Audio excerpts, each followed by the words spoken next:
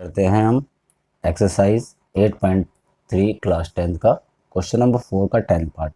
क्या दिया है? 1 + tan² ए अपॉन में 1 + cot² A equal to 1 - tan A और 1 - cot ए का whole square equal to tan² ए।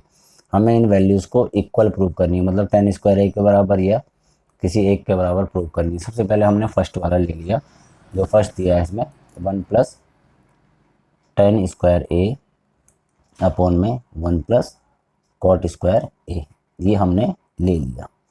ठीक है, तो tan ए क्या हो जाता है?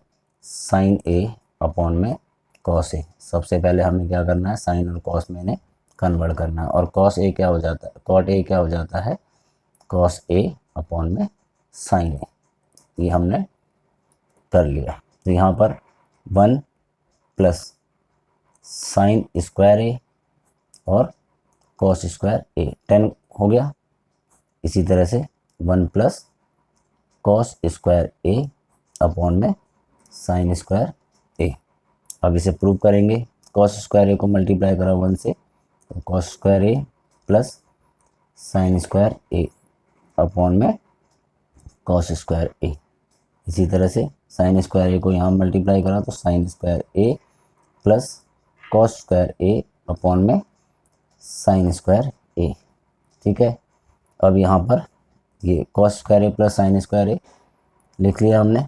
cos² ए प्लस sin² ए लिखा, अपॉन में cos² ए लिख दिया।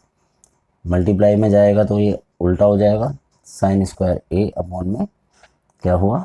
ये सेम sin² ए प्लस cos² ए। ये दोनों कट गए, आपस में मल्टीप्लाई हुआ तो क्या बन गया? ये हमारे पास sin² ए अपॉन में cos² ए इक्वल टू क्या होता है? sin ए अपॉन में cos ए होता है हमारा tan² ए। ये हमारा राइट हैंड साइड के बराबर प्रूव हो गया, equal to right hand side.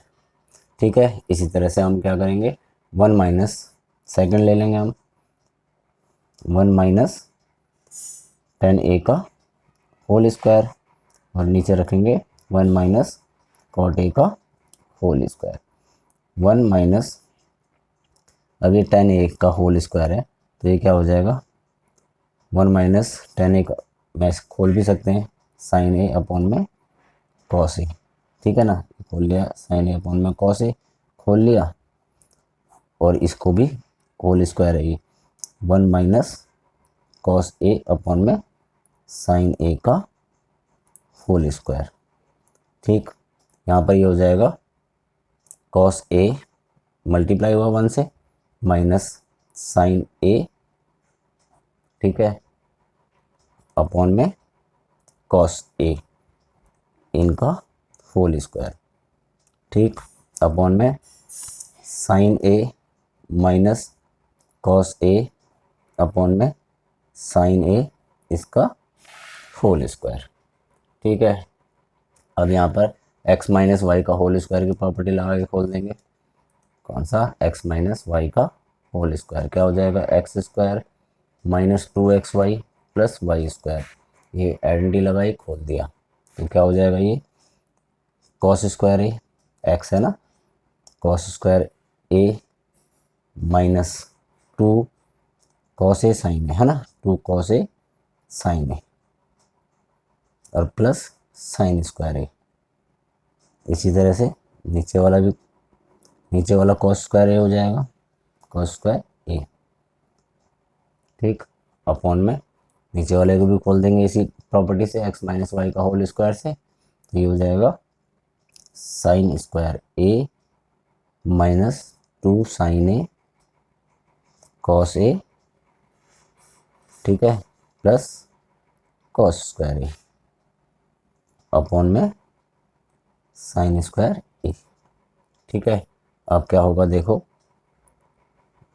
अगर हम इसे लिखेंगे तो क्या लिखेंगे? इसे cos² ए माइनस 2 cos ए sin ए, ठीक है, प्लस sin² ए और अपॉन में cos² ए।